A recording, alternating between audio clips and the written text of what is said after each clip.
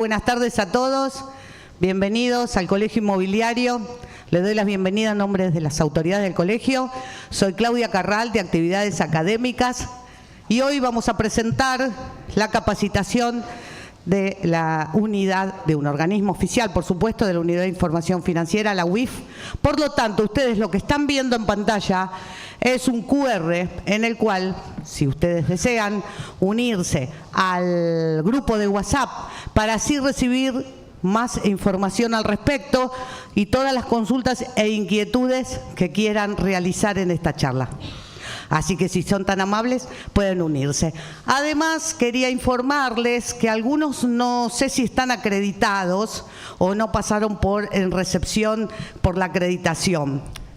Les sugerimos que vuelvan a recepción o bien se anoten, ya que así van a poder recibir el certificado oficial que será emitido por Gnosis Compliance.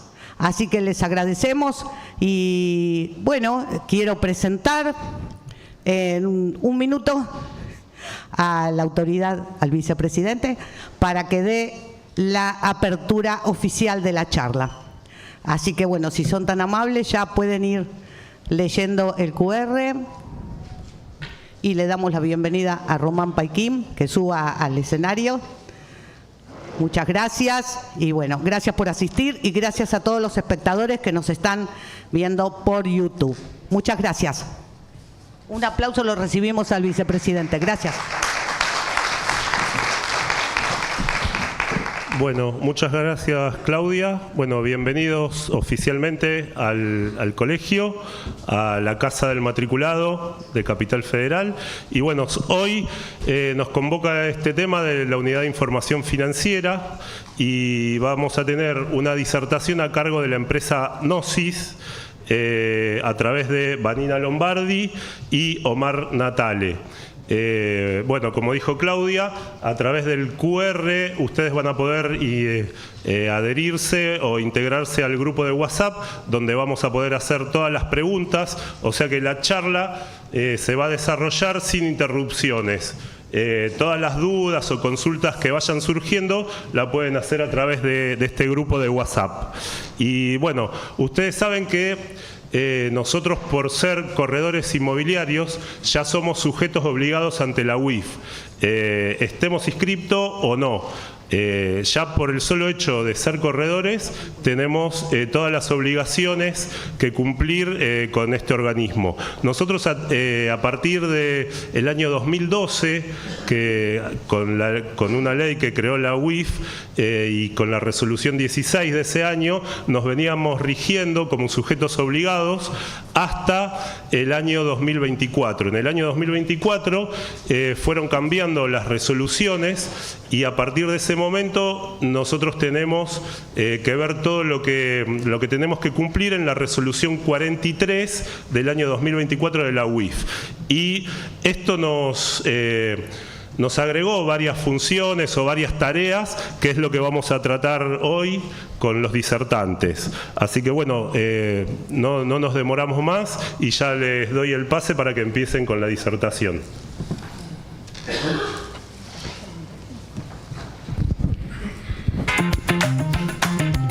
Hola, ¿qué tal?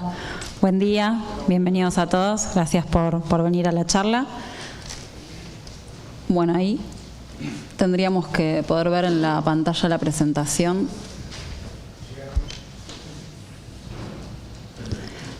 Mientras me presento, yo soy Vanina Lombardi, soy gerente de Producto, Marketing y Comunicación en Gnosis, y él es mi compañero Omar Natale, que es jefe de Producto también en Gnosis.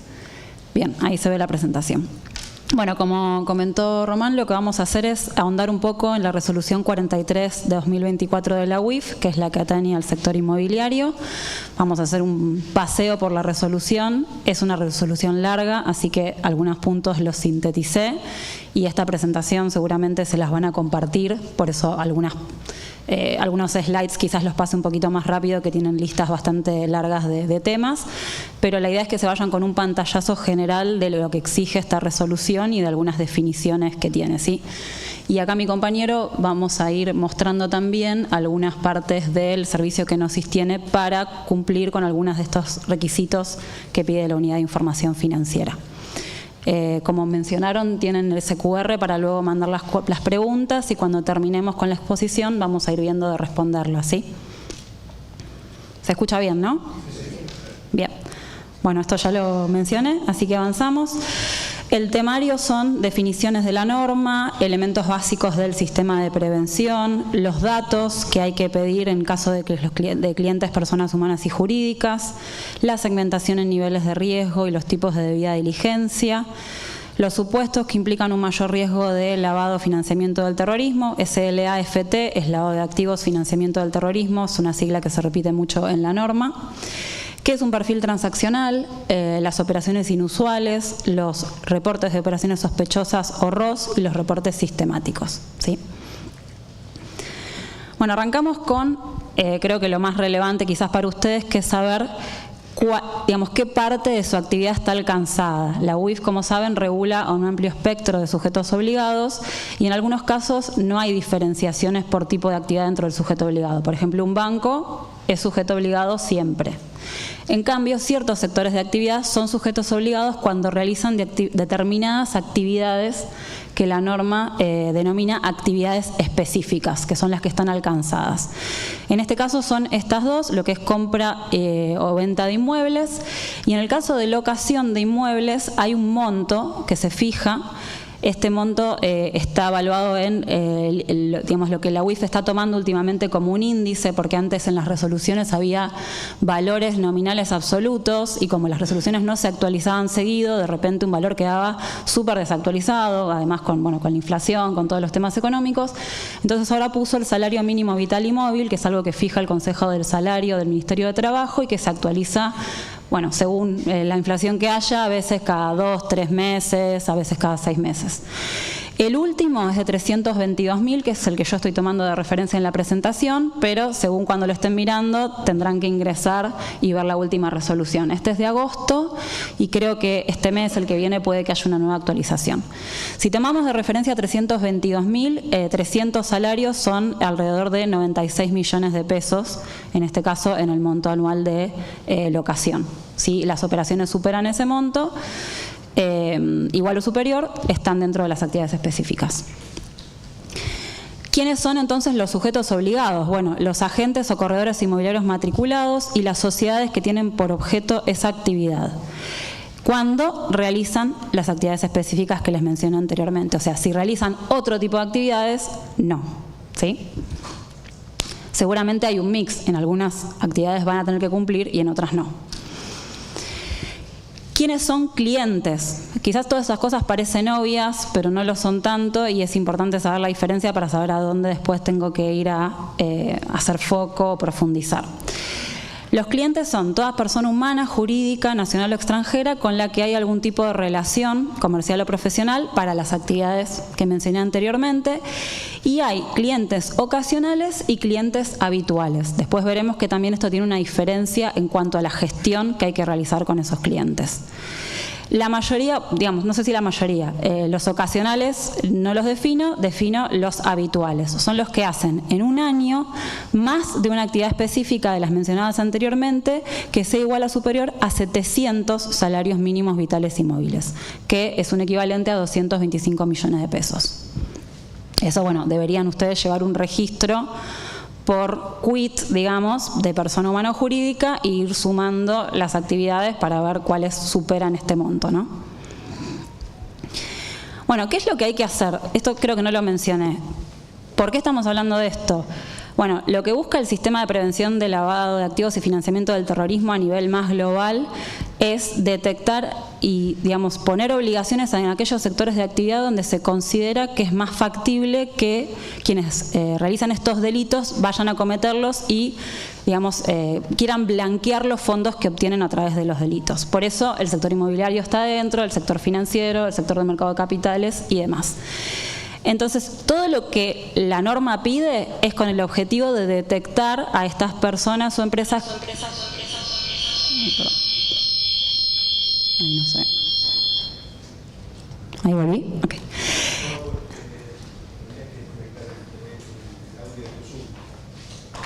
El audio del Zoom tuyo tenés que desconectar. Igual ahí está bien. Ahí está bien. Bien. Detectar las actividades inusuales que puedan hacer a través de ustedes. Yo por ahí voy a decir nuestro como si yo fuera uno de ustedes, pero para que se entienda. Perdón, cosas que pasan. Se está desconectando solo. Se está desconectando solo. Se está desmuteando solo. Si no, desconecta el audio de la compu directamente y supongo que ahí afecta a todo. Vamos a ver si así funciona. Disculpen. Y el sistema de prevención es para eso. O sea, todo lo que yo voy nombrando es para llegar a detectar las operaciones inusuales y que después se van a convertir en operaciones sospechosas para que las tome la UIF y eventualmente haga una investigación o las eleve a la justicia y demás. Bueno, lo primero es identificar el riesgo de su actividad. Para eso, la norma pide hacer un informe de autoevaluación de riesgos y considerar estos 4 factores de riesgos. O sea, ustedes como sujetos obligados, como corredores, como sociedades de corredores, tendrían que identificar de sus clientes, a qué se dedican, cuál es el volumen de sus operaciones, el propósito de los vínculos. Acá estamos hablando a nivel general de toda su actividad, no estamos hablando de un cliente en particular. Ustedes se autoevalúan su actividad como agentes inmobiliarios. Luego, ¿qué servicios ofrecen en estas actividades específicas, en todas las instancias, desde que asesoran a la persona hasta que se ejecuta la actividad concreta?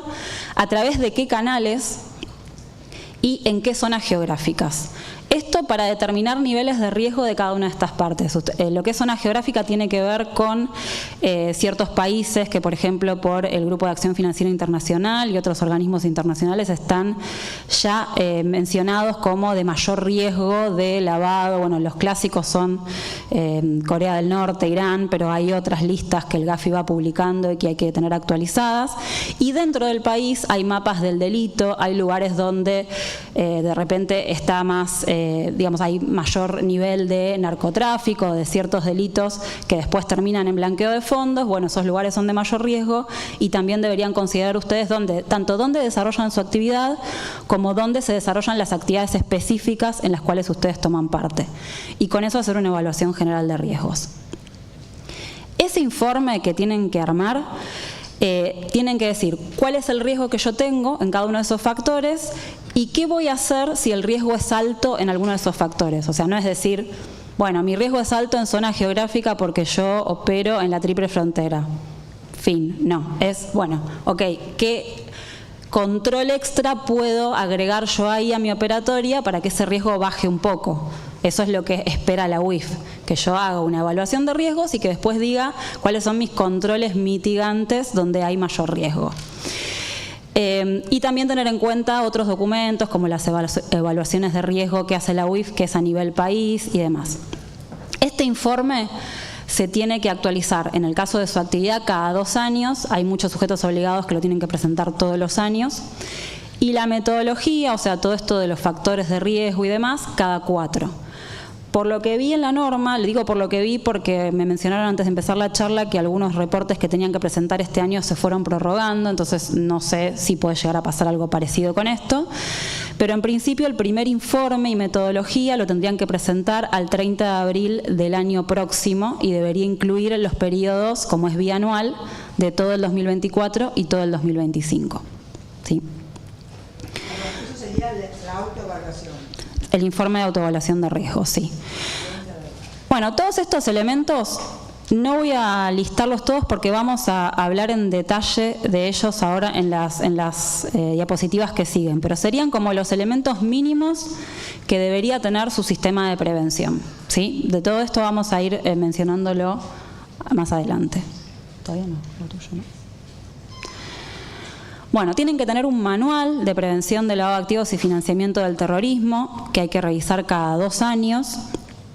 Y si surge una norma nueva, o sea, si ustedes lo terminan hoy y el año que viene surge una norma nueva para su sector o para PEP o para terroristas, bueno, esa partecita la tienen que actualizar, no pueden esperar a que pasen 2 años.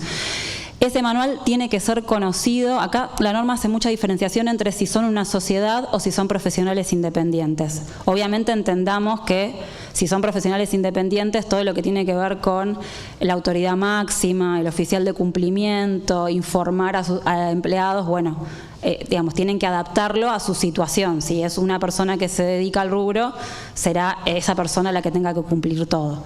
Pero bueno, si son una sociedad, ese manual tiene que ser conocido internamente por todos los que intervengan en las actividades específicas y por las autoridades de esa sociedad.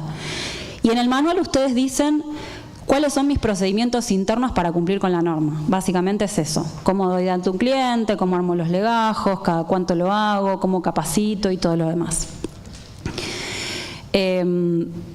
Bueno, luego, si tienen un órgano de administración o máxima autoridad, o sea, si son una sociedad y de repente tienen una comisión directiva o un directorio, esa comisión directiva o directorio tendría que designar un oficial de cumplimiento, aprobar todo lo que se vaya a presentar al regulador, como el informe, entender los riesgos, aprobar el manual, la capacitación.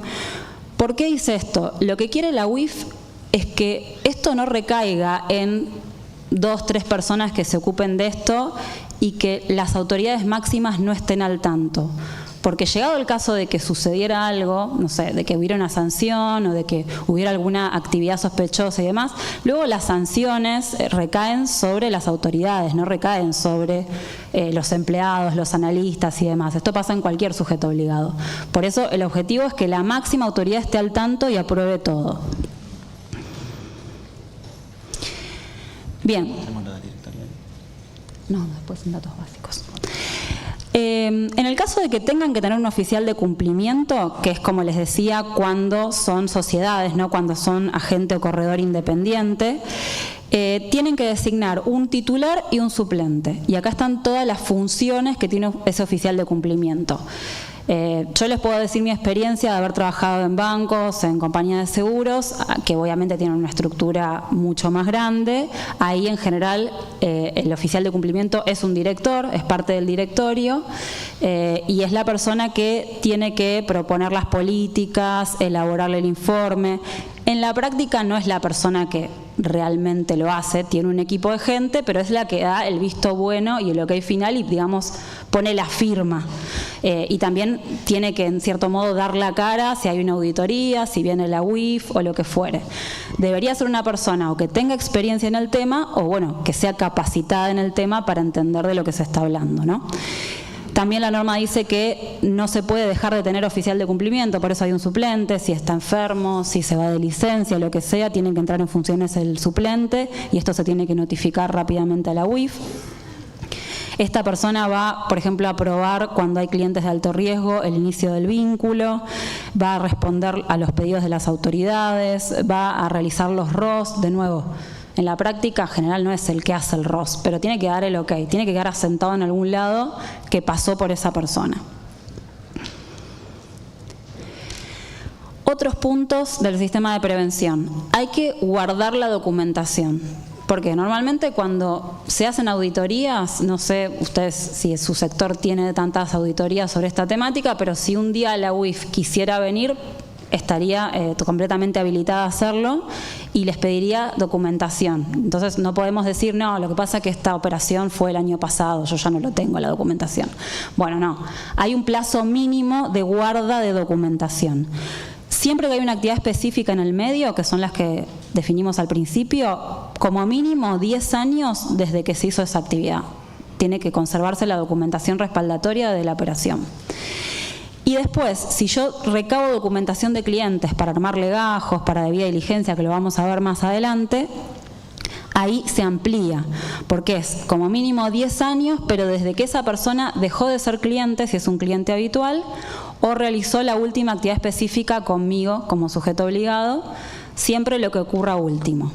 O sea, si una persona es mi cliente habitual y constantemente hace operaciones conmigo, bueno, desde el momento que dejó de hacerlo, ahí cuento 10 años y tengo que guardar todo el respaldo de lo que yo tengo de que hizo esa persona y los análisis que yo hice de sus operaciones durante todo el tiempo que fue cliente mío. O sea, quizás fue cliente mío 10 años, dejó de serlo, bueno, digamos, durante 20 años, si hablamos de la primera operación, yo tengo que tener todo respaldado.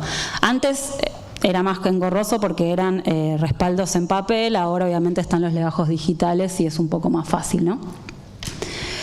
Bueno, después lo que es capacitación, tiene que haber una capacitación anual en la materia para que todos los miembros del sujeto obligado estén al tanto de las regulaciones, de los riesgos y demás, y tiene que quedar constancia de esto.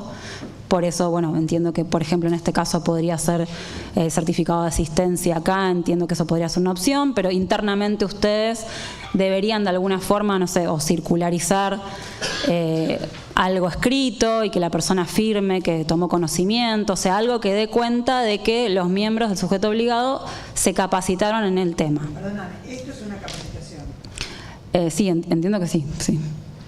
No sé si cubre exactamente todos los puntos, porque hay temas que tienen que ver con el riesgo específico de su actividad. Yo voy a hablar más de la norma, pero sí cubre parte de lo que se pide capacitar, que es la resolución puntualmente.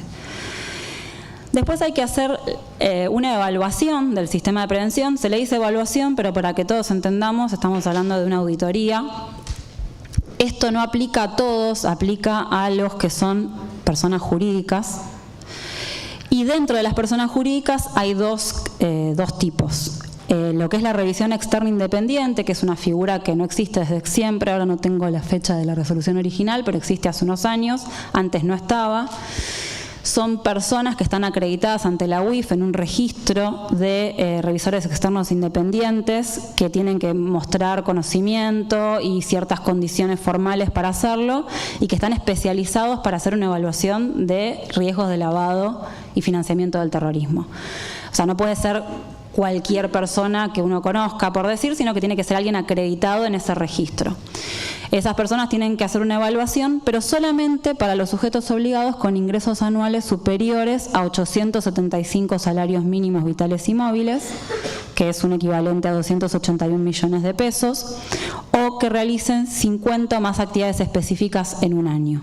En esos casos deberían tener una revisión externa independiente, el revisor emite un informe y le comunica los resultados a la UIF. Esto, por lo que vi en la resolución, deberían presentar el primero los que estén obligados, o sea, los que cumplan con la condición que dije antes de los ingresos o las actividades específicas, antes del 31 de agosto del año que viene, y sería por el periodo 2024 y 2025. Y también ponen otro tema de fechas, que es que sea dentro de los 4 meses de cuando se venció la presentación del informe técnico. O sea, presentan el informe técnico y dentro de los 4 meses posteriores presentan el resultado de la evaluación. Tiene un poco de sentido porque parte de lo que va a evaluar el revisor es el informe técnico, ¿no? Después, si están por debajo de estos ingresos o de estas actividades específicas, es suficiente con tener una auditoría interna. O sea, que un área de auditoría interna les haga un informe relativo a los riesgos del sistema de prevención de lavado y financiamiento del terrorismo. Ese informe no solo tiene que decir cuál es la situación general, sino si hay deficiencias, dónde están, y ustedes deberían decir ¿qué voy a hacer yo para mejorar esa situación? O sea, no es solo una foto, sino que ustedes se tienen que comprometer a hacer mejoras, porque digamos, si lo ve el regulador y dice, bueno, tenés riesgo acá, tenés riesgo acá, tenés riesgo acá, ¿qué vas a hacer? Esa es la pregunta que sigue a continuación. Y seguramente en la siguiente auditoría, el auditor va a ir a ver eso que ustedes dijeron que iban a hacer y que iban a mejorar. Bueno, acá algo un poquito más de a pie, que sería, ¿qué datos puntualmente le tengo que pedir a un cliente? ¿Cuáles son los datos mínimos que tengo que pedir? Bueno, esto depende si es un cliente persona humana o un cliente persona jurídica. Esto lo tengo que hacer antes de iniciar el vínculo, o sea, antes de hacer la actividad concreta. Y si es un cliente habitual, o sea, con el que mantengo la relación, cada tanto lo tengo que actualizar por si algo cambia. Si es una persona humana, no sería solo la persona humana, sino si esa persona presenta a alguien que va a operar en nombre de ella, un apoderado, un autorizado, un representante, de esa persona también. nombre y apellido, documento, nacionalidad, fecha y lugar de nacimiento, estado civil, datos de contacto, actividad, todo lo que tiene que ver con PEP y control de listados de terroristas. Ahora, cuando termine esta diapositiva, le dejo un ratito a mi compañero que les muestre dónde está esta información en el servicio y de paso se relajan un poco de tanta teoría. Y la parte de persona jurídica sería razón social, fecha y número de inscripción registral, todo lo que tiene que ver con la constitución, o sea, según el tipo societario lleva un nombre distinto, pero es el estatuto, el contrato social. La idea es ver cómo se constituye esa sociedad, pues no ser una sociedad, cómo se constituye esa persona jurídica, a qué se va a dedicar, cuál va a ser su autoridad, cada cuánto se va a renovar y demás. Datos de contacto, actividad y después todas las personas humanas que están relacionadas, porque pensemos que una persona jurídica es una persona de existencia ideal y yo con solo saber el nombre, no sé, Servicios Inmobiliarios S.A., no estoy sabiendo mucho de esa persona. O sea, lo importante es además quiénes están atrás de esa persona. De hecho, sabemos, aunque sea por las noticias, que hay mucha pantalla, muchas estructuras complejas armadas a propósito para que no se sepa quiénes son las personas que están atrás. Por eso la norma exige identificar cuáles son las autoridades, en este caso los integrantes del órgano de administración, quiénes toman las decisiones, digamos, y quiénes ponen la plata o son los dueños, la titularidad del capital social y los beneficiarios finales.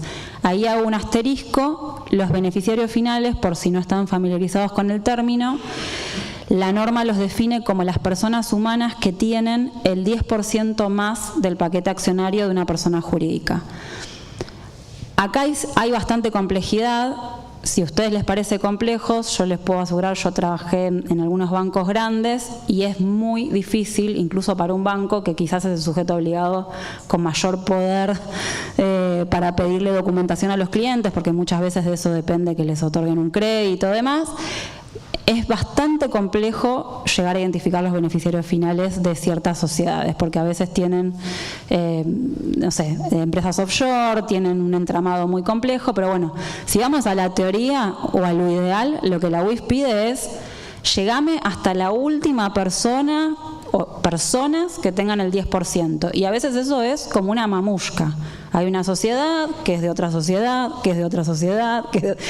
A veces es fácil y a veces no, realmente hay que ser un poco detective. Perdón, Vanina, todo esto que estás indicando es cuando superan los 700...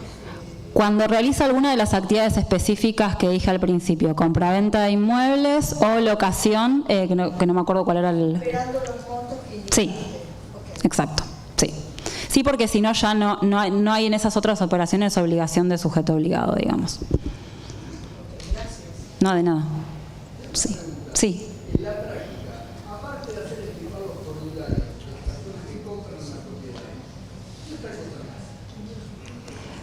En la práctica, y bueno...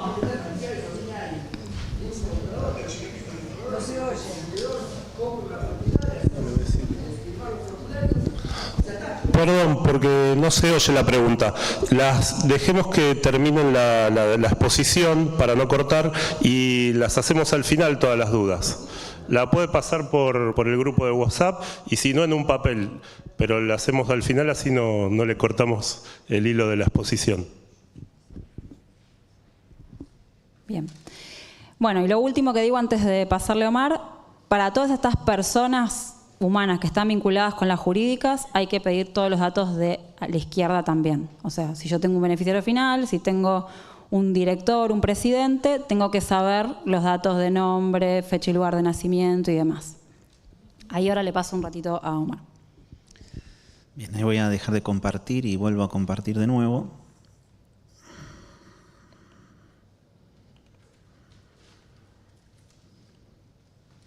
Deme un segundito. Bien. Está bien, gracias.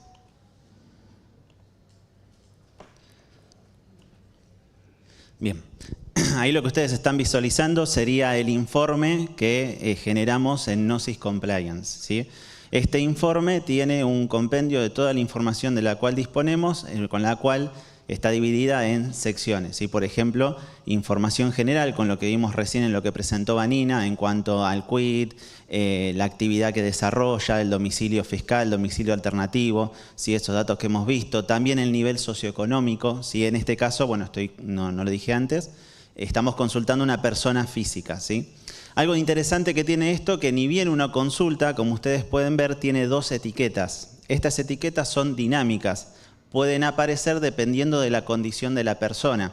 En este caso, lo que me indica es que esta persona corresponde a una persona expuesta políticamente. Así que ya rápidamente puedo identificar que corresponde a un PEP. Y segundo, la MDR es matriz de riesgo, en este caso un nivel medio. La matriz de riesgo, básicamente después lo vamos a ver un poquito más en detalle, pero para resumirlo y que se pueda entender el concepto. Es una herramienta en la cual yo puedo configurar ciertas variables y cuando consulto a una persona, el sistema evalúa esas variables y me calcula cuánto riesgo me representa esa persona, ¿sí? En este caso, por cómo tengo la configuración hecha de la matriz, me representa un riesgo medio, ¿sí? Obviamente eso es parametrizable. Pero ahora, bueno, yo quiero saber un poquito más acerca de este PEP. Justamente me puedo desplazar hasta la sección de persona expuesta políticamente y ahí me brinda más detalles acerca del cargo que ocupa, el organismo, el distrito, el estado y el periodo de mandato en el caso, bueno, de que esté vigente o quizás lo haya cumplido, en ese caso, pasados los 2 años, una vez que finaliza el periodo de mandato, se lo pasa a considerar como un ex-PEP. Tenemos otro ejemplo, que es este también de una persona física. Este tiene una etiqueta adicional, ¿sí? Como pueden ver, que es la de sujeto obligado. O sea, no solamente es persona expuesta políticamente, sino que además tiene una condición de sujeto obligado, o sea que está registrado en la UIF. Si yo me voy a fijar justamente a la sección de la UIF que tenemos, acá me indica que está registrado bajo este tipo de sujeto obligado, ¿sí? El informe viene aparte con el certificado de la UIF, por lo cual cuando yo imprimo esta información, que como bien dijo Vanina, esto hay que almacenarlo, lo que es documentación y las investigaciones que hagamos, yo puedo descargarme este informe y se descarga lógicamente lo que es el certificado también de sujeto obligado. Esto no solamente mostramos cuándo o podemos visualizar cuándo efectivamente está registrado en la UIF, sino también aquellos casos que por ahí no lo están y están incumpliendo de cierta manera, ¿sí? Imagínense a alguien que tiene una actividad económica en la cual debería estar registrado en la UIF y no lo está. ¿Cómo me doy yo cuenta de eso? ¿Cómo me doy cuenta de que debería estar registrado en la UIF? Bueno, el sistema actualmente tiene una lógica que justamente en esos casos muestra con un pequeño apartado, un pequeño título que dice que es un posible sujeto obligado, ¿sí? Por su actividad económica debería estar registrado en la UIF y no lo está. ¿Esto qué implica para nosotros? Bueno, tener que pedir alguna documentación respaldatoria adicional, ¿no? Para efectivamente ver por qué se da esta condición. Otro caso que vamos a mostrar también que se ha mencionado recién, déjenme pasar por los casos de prueba, ahí está. Habíamos visto que teníamos que ver en la presentación el tema del directorio, ¿sí? ¿Cómo sé yo de dónde saco esa información? Bueno, este informe también, en este caso, estoy consultando a una persona jurídica, repasamos un poquito la información, ¿sí? General en cuanto a la facturación estimada anual, el contrato social, la cantidad de empleados que tiene, la cantidad de edad en trayectoria. Tenemos bastantes datos básicos que son también los que pide la norma, junto con lo que es las actividades económicas. Pero ahora vamos a ir a lo que es, dentro de todas estas que ven aquí, son todas secciones y con toda la información que posee el informe, queremos puntualizar en lo que vimos en la presentación, que es boletines, edictos y sociedades. ¿Qué es esto de boletines? Bueno, lo que es el BORA, ¿sí? El Boletín Oficial de la Nación, nosotros extraemos esa información, la exponemos en el sitio, porque es información pública, pero como detalle adicional lo que hacemos es marcar a aquellas personas involucradas. Y acá, como ven, el último que tenemos procesado es del 4 de julio del 2025 y aquí es un cambio de directorios. Y si uno se pone a leer, menciona la renuncia de un director suplente, ¿sí? Y el nombramiento de otros directivos. En ese caso, aquí en el resumen de lo que es el boletín, se explica justamente o se detalla a aquellas personas que están involucradas y con el cargo en el cual están comprendiendo en ese boletín. Bien. Bien, vamos a pasar al otro, perfecto. Después se habló también, ahora vamos a verlo un poquito más en la presentación. Aguarden un segundito, acá tengo un cartel que no me deja mover. Ahí está.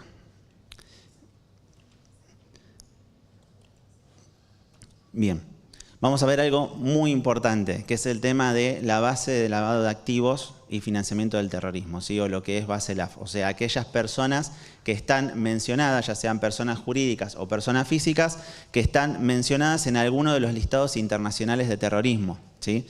Esto es un caso real, ¿sí? Habana Tour S.A., ellos están nombrados en una base de terrorismo.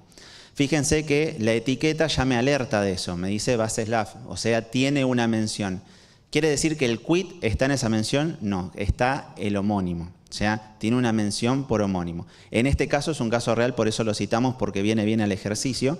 Y ahora, ¿cómo veo yo qué fuente es la que está mencionando a esta persona jurídica? Vamos a ir a bases LAF. Y ahí lo que me muestra justamente en esta entidad se lo menciona 4 veces en lo que es la fuente OFAC, ¿sí? Por ejemplo, ¿sí? Con sus distintos alias, ¿no?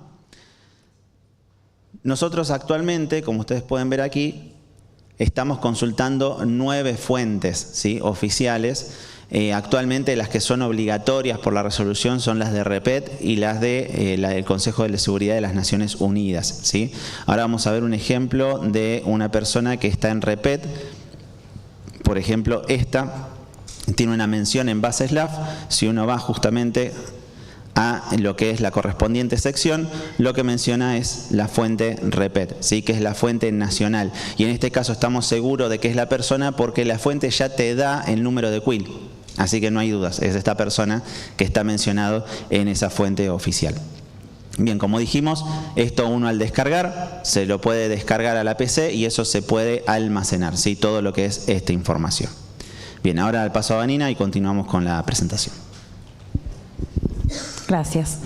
Ahí me di cuenta que tenía que hacer un par de aclaraciones con lo que dijo Omar. Primero, PEP. Yo no voy a ahondar tanto en PEP porque sería como otra presentación aparte, es un tema bastante largo, pero voy a mencionar que hay una resolución que se va actualizando, creo que la última es 35, no me acuerdo si 2023, y hubo una a fines del año pasado, la 192-2024, que la modificó.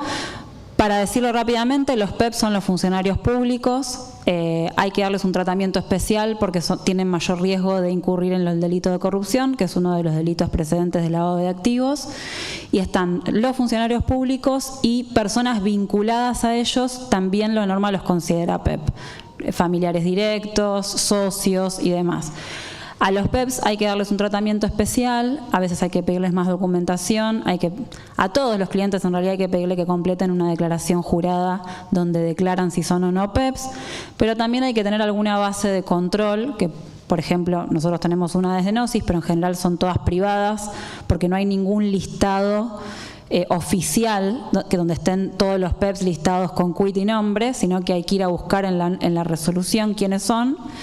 Me refiero a quiénes son, qué cargos ocupan. La resolución no te dice tal persona es PEP, te dice el presidente es PEP, el vicepresidente, los ministros, los jueces. Bueno, hay que encontrar la lista de todas esas personas. Eso sería lo que es dar cumplimiento a la resolución de PEP y por eso Omar ahí mostró un ejemplo en el cual vemos los PEPs en Gnosis. Y después cuando dice dar cumplimiento a lo referido a prevención de financiamiento del terrorismo es esto, buscar a las personas jurídicas o humanas en los listados de terroristas. En Argentina el obligatorio es el REPET, que lo arma el Estado Nacional, se basa un poco en el listado de Consejo de Seguridad de las Naciones Unidas y le agrega personas o entidades que el gobierno argentino considera que son terroristas o que sí que realizan actos terroristas. Esto hay que controlarlo. Antes de establecer el vínculo, o sea, uno no puede establecer un vínculo comercial o profesional con una persona que esté en una base de terroristas. Eso está prohibido. Y también, si es un cliente habitual, hay que hacerlo durante la relación, como para ver si cambió, porque los listados se actualizan, hay gente que entra, que sale. Ahora, el detalle de lo que dijo Mar es, los listados de terroristas no tienen quits. O sea, en el repet pueden encontrar 1 o 2 quits, por eso yo le di un ejemplo, el que mostró Mar, pero en la mayoría son extranjeros, no van a tener quit, no van a tener ni siquiera un número de documento. Son los datos que los organismos que persiguen a los delincuentes pueden recabar. Incluso a veces tienen varios nombres, varias nacionalidades, varias fechas de nacimiento. Lo que hay es una coincidencia por nombre y uno tiene que buscar con los datos extras si es o no la persona. Por ejemplo, me buscan a mí, Vanina Lombardi, y les aparece una coincidencia con repet, tendrían que ir a ver algún otro dato, porque puede ser otra Vanina Lombardi. Por ejemplo, mi fecha de nacimiento, mi nacionalidad, mi domicilio. Y bueno, si todo eso no coincide, pueden concluir que no es la misma Vanina Lombardi, digamos. Pero el control lo hicieron. Bien, esto que lo mencionó Mar con respecto a la matriz, la norma pide que se divide a la base de clientes en riesgo. O sea, además de los datos que mencioné antes, yo tengo que determinar de qué riesgo es mi cliente. ¿Cuáles son los riesgos disponibles? Riesgo bajo, riesgo medio y riesgo alto. A cada uno de estos riesgos le corresponden distintas acciones de parte del sujeto obligado. Esto que cuento para ustedes aplica a todos los sujetos obligados del sistema. Acá es como bastante uniforme la clasificación. Tengo que tener en cuenta para clasificar en riesgo variables como si es una persona humana y jurídica, cuál es su actividad, de dónde vienen los fondos, cuánto transacciona, su nacionalidad, qué servicios utiliza. Y ahí hago como un riesgo inicial. Que una persona sea de alto riesgo no necesariamente significa que vaya a cometer un delito, ni mucho menos. Simplemente significa que hay que ponerle un ojo más profundo a esa persona. De hecho, la operación sospechosa la puede hacer uno de bajo riesgo, uno de medio, uno de alto. Pero bueno, hay ciertos datos que a mí me dan la pauta de acá tengo que poner un poquito más de cuidado y tengo que hacer un control un poco más profundo. Como les decía, cada tipo de riesgo equivale a un tipo de debida diligencia y también tiempos. Lo que es riesgo bajo se llama debida diligencia simplificada y con los datos que les mencioné antes sería suficiente, o sea, con los datos básicos que les dije antes. Si yo dije que es riesgo bajo, junto a esos datos los tengo guardados, los conservo por el tiempo de conservación y los actualizo cada 5 años. Y con eso estaría bien, digamos. Después, lo que es riesgo medio, además de datos, voy a tener que pedir documentación de actividad económica y origen de fondos. Eso se lo puedo pedir a mi cliente o si consigo alguna fuente externa que me lo provea, también la puedo utilizar. Para dar un ejemplo, en los informes de Gnosis tenemos algunos balances de empresas. El origen de fondos de una empresa suele ser el balance.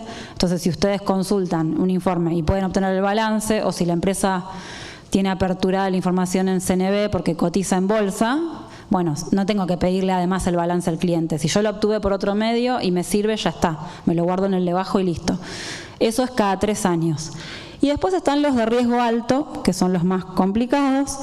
Y ahí hay que actualizar la información una vez por año. Algunos sujetos obligados lo hacen incluso más seguido. Y tengo que entender todo. O sea, para tenerlo en claro, si viene una auditoría, seguro me va a pedir la lista de clientes, seguro me va a pedir cómo los dividí en riesgos y seguro va a ir a mirarlos de alto. O sea, sería lo más lógico. Entonces, esos legajos tienen que estar súper completos. Yo tengo que haber entendido bien qué está haciendo esa persona conmigo, por qué está justificado, de dónde sacó la plata y demás. Suelen ser los menos, así funciona el esquema basado en riesgos. O sea, uno si hace bien su análisis de riesgo, si tiene 100 clientes, el de alto riesgo por ahí son 2, por decirles algo. En el banco los clientes de alto riesgo son menos de un 1% de la cartera de clientes. Lo que pasa que, bueno, en una cartera de un banco por ahí es un montón.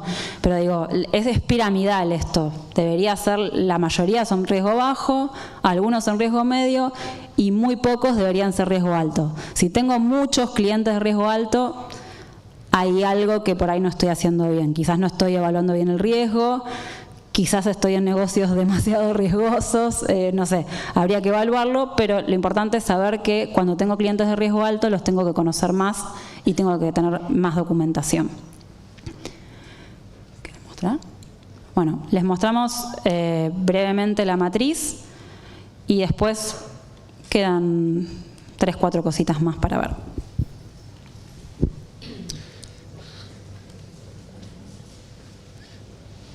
Bien, ahí estamos viendo, donde estoy posicionado ahora es el módulo de matriz de riesgo. Esto lo que me va a permitir es configurar mi propia matriz. Si bien Gnosis ya trae algunas por defecto, que son estas dos, ¿sí?, las que tienen el simbolito de Gnosis, se puede configurar una propia en base a nuestro propio negocio, claramente, ¿no? Pero fíjense que las variables que contiene son varias, ¿sí? Yo las puedo activar, ¿sí?, para ir configurando, como por ejemplo por tipo de inscripción de WIF, y dependiendo de cada tipo de inscripción le puedo ir configurando el riesgo. Otras cosas interesantes que tiene es que, por ejemplo, le puedo poner una ponderación. ¿Qué es una ponderación? Es cuánto valor le doy yo o cuánta importancia tiene para mí una variable por encima de la otra. Entonces, si por ejemplo para mí tipo de inscripción es muy importante, le voy a poner una ponderación un poquito más elevada, por encima del resto. ¿En qué influye esto? En que el sistema al momento de hacer el cálculo y determinar el riesgo va a considerar esta variable como de mayor peso o va a tener un mayor porcentaje de importancia por encima del resto de las variables.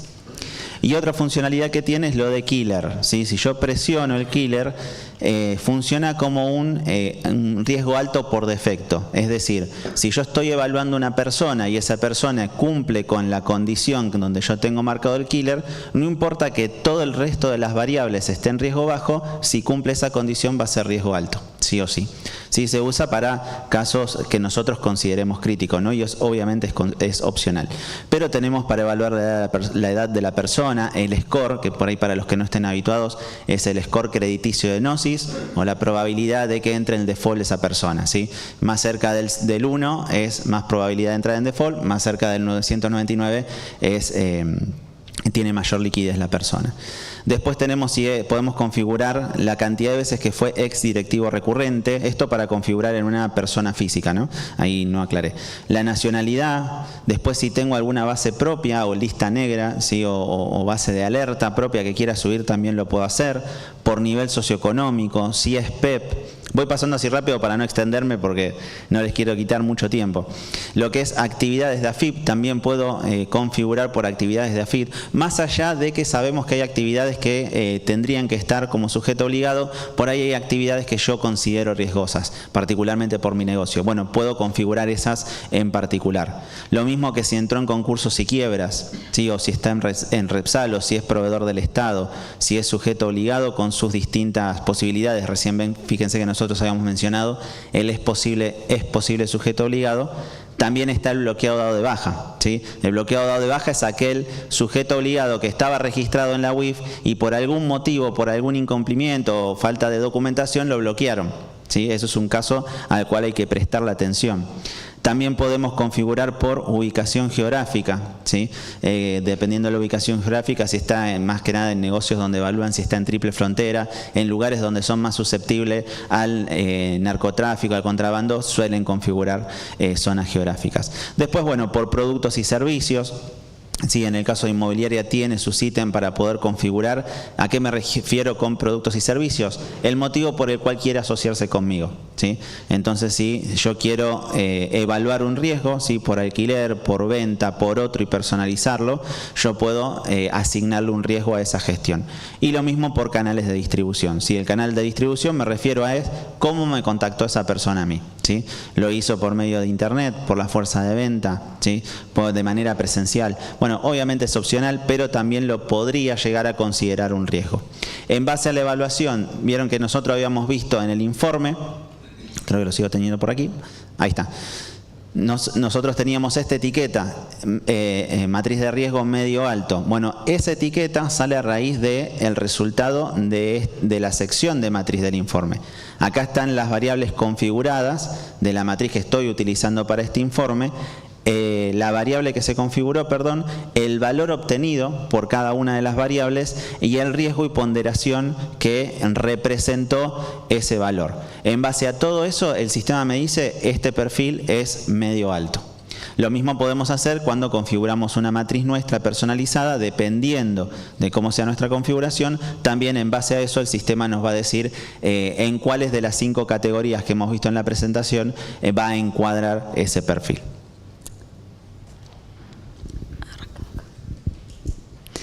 Bueno, lo importante de esto es, independientemente de si se hace a través nuestro o no, para poder segmentar en riesgo tienen que tener una matriz de riesgo. Algunos hacen desarrollos propios, al principio había muchas personas que lo hacían en planillas de cálculo. A medida que pasa el tiempo, la UIF está pidiendo cada vez un poquito más de profesionalización en este tema, pero bueno, ustedes tienen que tener las variables, tienen que saber el riesgo y tienen que poder poner una persona con los valores que tenga en cada uno de estos puntos y que salga el nivel de riesgo, y eso tenerlo guardado, saber de sus clientes cuál es el nivel de riesgo de cada uno. Y si cambia a lo largo del tiempo, eso lo deberían hacer correr, no les digo constantemente, pero no sé, por lo menos cada 6 meses les diría, tendrían que hacer una corrida para ver si algún riesgo cambió, porque no sé, obviamente la nacionalidad, digamos, no va a cambiar, pero la actividad puede cambiar, no sé, alguna otra variable, la condición de PEP puede cambiar y quizás alguien que era bajo pasa a ser alto o viceversa. Y eso lo tienen que poder saber. Bueno, otra cosa que pide la norma que es muy importante es el perfil transaccional. O sea, si yo conozco a mi cliente, yo tengo que saber hasta dónde es lógico que esa persona transaccione. Yo lo voy a explicar con un ejemplo que yo entiendo bien, que es de donde he trabajado, que es en el banco, que es si yo tengo los ingresos mensuales de determinada persona, porque tengo su recibo, tengo alguna declaración impositiva, lo que fuera, y determino que es lógico y coherente que esa persona opere 5 millones de pesos por mes, yo debería establecer controles y si esa persona opera 10 millones de pesos en un mes, yo debería darme cuenta que se fue de su perfil transaccional. Para eso se fija el perfil transaccional, para tenerlo de base, porque no podemos fijar un perfil único para todo el mundo, porque todas las personas son distintas, se dedican a distintas cosas y tienen distinto nivel de ingresos. Yo lo di el ejemplo con una persona humana, pero también puede ser una jurídica, que no quiere decir que porque haya hecho eso sea algo necesariamente malo o delictivo. Probablemente tenga una explicación. De hecho, en el rubro de ustedes, yo cuando estaba en el banco me pasaba mucho que cuando se elevaba mucho el perfil, muchas veces de una persona humana, era porque de repente había vendido una propiedad, había vendido algún bien, y presentando la escritura de venta, para nosotros era suficiente justificación. Pero bueno, estábamos parados de otro lado, ¿no? Y ahora vamos a entrar en lo que es operaciones inusuales, operaciones sospechosas y reportes. Eso sería la última parte. Yo tengo que establecer como sujeto obligado un monitoreo de la operatoria de mis clientes habituales, que es lo que les decía antes. Yo tengo que tener un registro de lo que esos clientes hacen conmigo, de las actividades que realizan conmigo, de sus montos y de sus características, y tengo que tener en cuenta ciertas condiciones que están enumeradas acá, y son muchas, por eso les digo, no les voy a decir todas, que me den la pauta de que hay cierta inusualidad en esa operatoria. La UIF da ejemplos, pero yo creo que este es el punto en el cual nadie mejor que el que se dedica a la actividad para darse cuenta. Yo creo que quien se dedica a una actividad, y más si se dedica hace mucho tiempo, no le es difícil detectar cuando hay algo fuera de lo común en la operación que se está realizando. Acá, por ejemplo, es cuando el cliente compra una propiedad a nombre de alguien que no sea, digamos, que no tenga una vinculación directa. Cuando una persona no está preocupada por los valores de la operación, o sea, piensen que una persona que quiere blanquear fondos tiene fondos mal habidos, delictivos, y quiere entrar al sistema formal y no le importa si la casa que valía, no sé, $300.000 la paga $500.000, porque él lo que quiere es sacarse toda esa plata negra y blanquearla.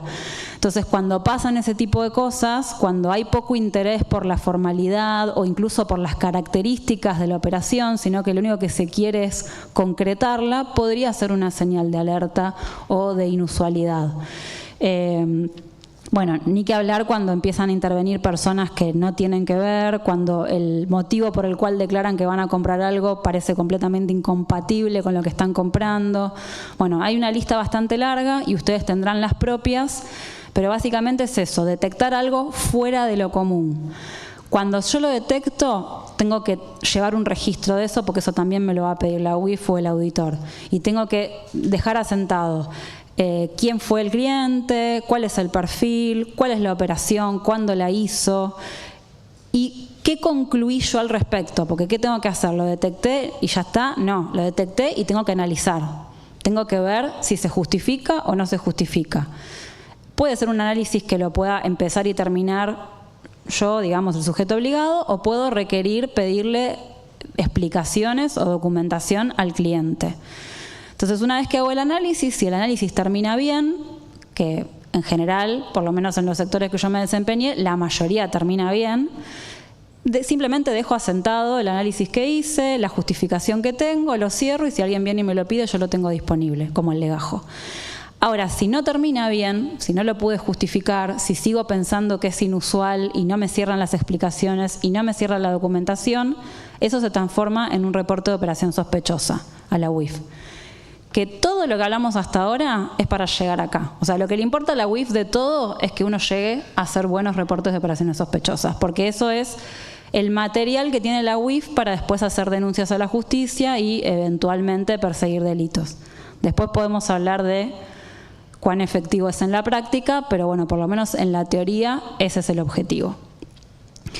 Bueno, cuando yo hago un ROS, esto se hace todo online. Ustedes como sujeto obligado tienen que tener una autorización para entrar en el sistema de la UIF, una clave, cada uno lo hace en nombre del sujeto obligado y ahí están todos los datos que tienen que completar. Pero antes de hacerlo yo ya tengo que tener todos los datos y documentos. Tiene que estar fundado, o sea, hubo una época donde había muchos ROS porque la gente no llegaba a analizar los casos y entonces antes de que se le venciera el plazo reportaba por las dudas.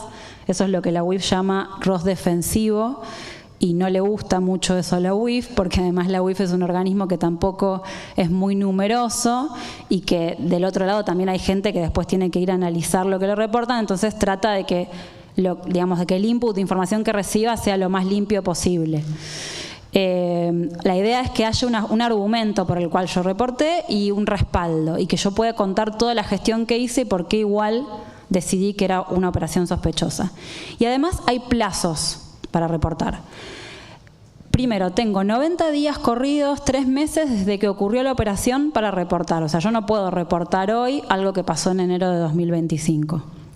Estaría incumpliendo la norma. Por eso, generalmente, acá, no sé ustedes qué volumen pueden tener, pero en los bancos está siempre uno analizando hoy las operaciones de hace 2 meses por el volumen para ver si llegó a reportarla cuando se cumplan los 3 meses. Antes eran más, creo que eran 4, lo achicaron el periodo. Y desde que yo decidí que es una operación sospechosa, tengo 24 horas. O sea, tengo 3 meses desde que pasó, pero desde que yo la analicé dije, esto no me cierra, tengo un día. Acá, seamos inteligentes, esto es lo que yo dejo asentado en mi sistema, digo, cuando yo sé que la voy a reportar, si ustedes saben que no van a tener tiempo de hacerlo dentro de las 24 horas, bueno, asienten la conclusión cuando ustedes sepan que van a tener tiempo de cargar el ROS. Digo, no la asienten hoy y lo carguen la semana que viene, porque después les va a quedar desfasado ese tema. Mientras que lo hagan dentro de los 90 días está bien.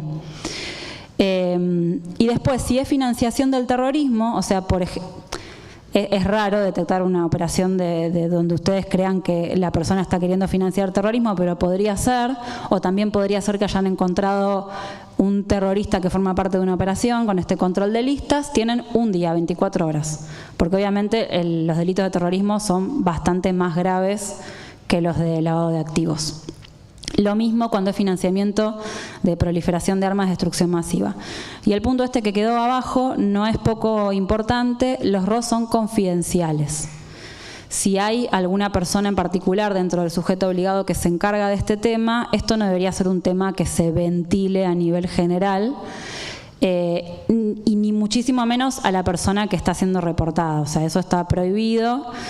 El mejor ejemplo es el de uno que sea por terrorismo, porque, bueno, obviamente imagínense que si efectivamente la persona es un delincuente, alertarlo de que uno lo está reportando es riesgoso para uno, para la integridad de uno mismo y también para lo que luego tienen que hacer las autoridades con eso, porque obviamente la persona alertada enseguida va a desaparecer, ¿no? Y luego están los reportes sistemáticos, que serían los reportes que los ROS están obligados a hacerlo siempre y cuando haya una operación para reportar. No es que yo tengo que hacer sí o sí un ROS. Sería raro que en, no sé, N años de actividad no encuentren nunca una operación sospechosa para reportar, pero no es que la tienen que crear. Tiene que ser algo que ustedes hayan analizado y que realmente consideren que corresponde. Y si no, no hay ROS, digamos. En cambio, los reportes sistemáticos son obligatorios siempre.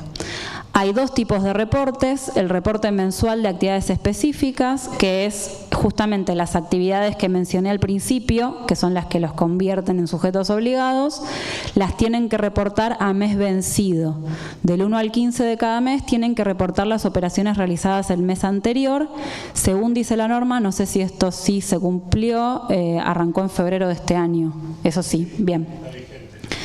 Bueno, eso también piensan, ¿no? ¿Para qué lo quiere la UIF? Y para después ir a buscarlos cuando haya una auditoría o algo y ya saben cuáles son los clientes de ustedes sobre los cuales ustedes deberían haber armado un legajo, deberían haber hecho un control, porque son justo los de las actividades específicas. Lo mismo si tienen una auditoría y ven que alguno fue omitido de este reporte, eso también puede ser levantado como algo, ya sea por acción o omisión, eso va a ser levantado como un punto negativo. Y después este sí es el que me mencionaron, que si bien tenía una fecha, se fue prorrogando y todavía no lo tuvieron que presentar, que es el reporte sistemático anual, que es más un reporte para conocer las características del sujeto obligado. Por eso les pido información sobre ustedes como sujetos obligados. Sus características generales, si es una sociedad, seguramente las autoridades, su nivel de ingresos, a qué se dedican. Bueno, esto es un poco para dar un pantallazo a la UIF de cuál es su escala y cuáles son sus características generales. Estos dos, si bien yo estoy enumerando las condiciones para sector inmobiliario, todo sujeto obligado ante la UIF tiene que presentar como mínimo estos dos reportes, no es algo específico del sector inmobiliario. De hecho, hay sujetos obligados, sobre todo el sistema financiero, que tienen que presentar muchos más mensuales por tipo de transacción. Pero bueno, los mínimos son estos, el anual y alguno mensual que tenga que ver con la actividad en sí. Bueno, y llegamos al final de la presentación. Ahí voy a decirlo. Bueno, perfecto. Sí. Bueno, tenemos las preguntas que fueron pasando por el grupo de WhatsApp y las voy leyendo y vamos viendo si podemos ir contestándolas y si surgen otras también, si tenemos tiempo, avanzamos. Muchas de estas preguntas igualmente surgen directamente de la misma resolución 43, que fue la que nos incorporó todas estas novedades de los reportes, de la auditoría externa y todo eso. Bueno, a ver, empiezo con las preguntas y Vanina, te fijas o se fijan y las vamos contestando. Sí. Dice, bueno, el PDF este que estamos pasando, si lo van a enviar, va a quedar alojado en la página, en la biblioteca digital del colegio. Después, el guardado de la documentación debe ser físico o puede ser digital. Eso también fue respondido, puede ser de cualquier manera, aunque bueno, cada vez está ganando más lugar todo lo que es los medios digitales. La siguiente. Quería saber si se puede enviar por este medio o para que todos tengamos los formularios de la UIF actualizados que deben completar los clientes? Bueno, esto es una pregunta recurrente. Nosotros ya vimos que no hay un formato estandarizado de formulario que digamos con un número y un formulario.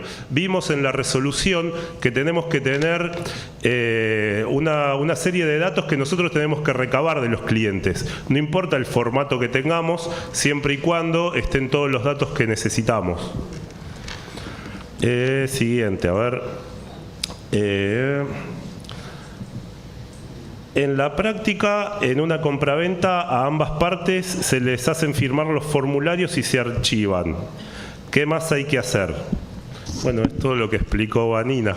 Toda la debida diligencia, hacer la segmentación de acuerdo al riesgo, la UIF, o sea, se basa en esta resolución en un enfoque basado en riesgo, o sea, toda la segmentación, todo lo que explicó Vanina. Y yo, siempre les recomiendo a los colegas que si no leyeron la resolución 43, que la lean, la tienen que tener leída porque todo surge de acá. Y si la leyeron, seguramente le van a surgir más dudas, así que siempre la van a tener que releer y siempre va a ser un material de consulta. A ver, siguiente.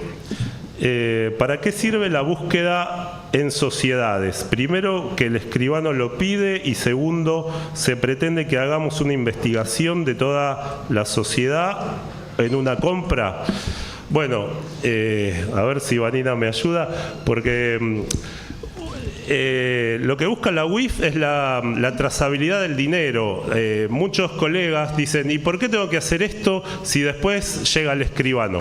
Son pasos distintos de la operación, y si llega un escribano es otra etapa. Lo mismo si va al sector financiero, el dinero está en el banco, después está en el área que nos compete a nosotros y después por ahí llega un escribano. Es la trazabilidad del dinero.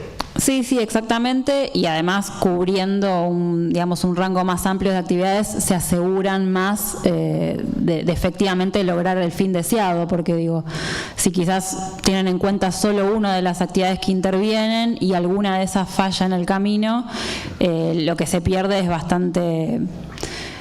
puede ser bastante complejo la consecuencia, siempre teniendo en mente cuál es el objetivo inicial. Entiendo que del lado de quien tiene que llevarlo adelante puede verse como algo quizás, como una formalidad, como algo tedioso y demás, pero bueno, por lo menos el objetivo del esquema normativo es ese. Y aclaro algo más. No es que Argentina sea como un satélite con la regulación de la UIF que de repente acá, por decir, al Congreso se le ocurrió sacar la ley. O sea, todo esto viene de estándares internacionales. Hay un organismo que se llama GAFI, yo no lo mencioné, que es el Grupo de Acción Financiera Internacional, que tiene unos estándares que se llaman las 40 recomendaciones, y los países van bajando esos estándares a normativa local, y quienes no lo hacen, después el GAFI hace evaluaciones mutuas de los países. ¿Alguna vez habrán escuchado de Argentina haber entrado a la lista gris, por ejemplo, que son estas listas de países del GAFI? Porque hay evaluaciones como unas especies de auditorías que, si bien no tienen una consecuencia concreta, no es que si estás en la lista gris te voy a poner una multa de tanta plata, pero después cuando el país y las empresas y todos los que comercian internacionalmente dentro del país quieren hacer ciertas transacciones, no es para nada favorecedor estar en una lista gris de un organismo internacional. Entonces, también por eso las normas, lo que pasa acá pasa en otros países. Los sujetos obligados no son una invención de la legislación argentina, sino que están en consonancia con estándares internacionales. Sí, perfecto, muchas gracias. Sí, acá estuvo el GAFI en marzo del 2024 y estuvieron casi todo el mes evaluando a Argentina a ver si pasábamos o no a la lista gris. Y bueno, por suerte quedamos afuera de la lista gris. Bueno, la siguiente pregunta. En caso de venta de unidades a estrenar o en pozo, que se realiza, por ejemplo, con boleto y se escritura al año aproximadamente, ¿cómo hacemos generalmente en este caso, que el valor de escrituración es menor, o cuál valor tomamos o informamos las ventas con boleto? Bueno, nosotros tenemos que informar cuando hacemos una compra-venta, o sea, en el momento del boleto, ahí terminamos nuestra gestión o nuestra intervención, tenemos que informar eso. Bueno, a ver la siguiente pregunta. ¿Todos los meses hay que hacer presentaciones en la página de la UIF o sigue solo en formulario como hasta el año pasado? Bueno, no sé quién preguntó esto, pero está vigente el reporte sistemático mensual, como lo vimos hace un rato, en forma mensual del 1 al 15 del mes siguiente. Y esto está vigente desde el mes de enero de este año, por el año 24, o sea, estamos informando ya todo el año, ya vamos por el mes de octubre, ya tenemos que haber informado octubre, perdón, del año 25, no, perdón, el reporte anual va a ser el 24. El reporte sistemático mensual está vigente desde este año y hay que informar del 1 al 15 del mes siguiente si tuvimos operaciones, incluso si no hubo movimiento hay que entrar igual a la página de la UIF con la clave y el usuario y la clave y poner que no hubo movimiento para obtener el certificado. ¿Hay un monto mínimo para eso? ¿Para RC? No. Para el reporte sistemático mensual, lo que es, está mezclando con... No, sí, hay dos reportes. El mensual es el que tienen que tener en consideración solo las actividades específicas. Compra-venta de inmuebles, no hay monto, o sea, toda compra-venta de inmuebles. Y si es locación, monto anual igual o superior a los 300 salarios mínimos vitales y móviles, que ahora no tengo acá en vista, pero consideren que hoy es 322.000 pesos el salario mínimo vital y móvil. Eso va variando, sí varía el salario mínimo vital y móvil. Puede ser que el colega se confunde porque hace unos meses salió una resolución, pero para los escribanos, para informar el CITI. En el caso nuestro, el corredor inmobiliario sujeto obligado tiene que informar todas las operaciones de compra-venta y las locaciones, como dijo Vanina, todo lo que supere los 300 salarios mínimos, que hoy en día a los valores que tenemos del valor del salario son alrededor de $5.600 para arriba. Bueno, a ver, pero tengo varias manos levantadas. Allá atrás una señora. Ay, no sé si hay algún micrófono para alcanzarle. Espere que ahora, porque así escuchan todos y si no nos escucha en el streaming, no sé. Ya le alcanzamos un micrófono. De mientras sigo avanzando. Bueno, costo del servicio, compliance y modalidades. Después seguramente lo van a pasar por email. Sí, después con la lista de personas que asistieron les vamos a pasar información y el que esté interesado nos contacta. Otra pregunta, dice, ¿dieron como ejemplo de sospechoso por terrorismo a Habana-Tour, que es la agencia de viajes de Cuba, que está hace más de 30 años en Argentina, o es un homónimo? No, en este caso que presentamos es la agencia real, sí, que está sancionada por la lista OFAC. Tengan en cuenta igualmente que la obligatoria, como habíamos mencionado, es REPET, que es la Argentina, y la del Consejo de la Seguridad de las Naciones Unidas. Sí, esas son las obligatorias según la norma. Esta OFAC es una lista adicional, sí, lo mismo que puede servir Canadá, Inglaterra, que son otras que también están en el servicio. Están, en este caso puntual, Habana-Tour está sancionado en OFAC solamente, no en REPET. Pero bueno, ahí queda a criterio de ustedes poder considerarlo o no. Perdón, y agrego algo más. Hay sujetos obligados que están obligados, valga la redundancia, a controlar otras listas. Por eso nosotros las incluimos en el servicio. Sobre todo cuando son empresas por ahí que tienen casas matrices en el exterior. O sea, si tienes una casa matriz en Estados Unidos, te van a obligar a controlar las listas de Estados Unidos, entre ellas OFAC. O incluso si haces transacciones a través de bancos corresponsales con dinero a Estados Unidos, si vos ingresás fondos o haces algún tipo de transacción dirigida a alguna persona sancionada en OFAC, te van a congelar la cuenta y va a haber algún problema. Por eso estas listas las incluimos en nuestro servicio. Pero si ustedes transaccionan dentro de los límites de Argentina, no tienen ninguna obligación corporativa, con consultar REPET y Consejo de Seguridad de Naciones Unidas es suficiente. Bueno, y después acá hay otra pregunta que ya se respondió respecto a los reportes sistemáticos mensuales, si es por todo monto, y bueno, ya dijimos que las compraventas sí, y los alquileres a partir de ese umbral. Precisamente, allá, sí. La pregunta que yo tenía, el umbral de los 300 sueldos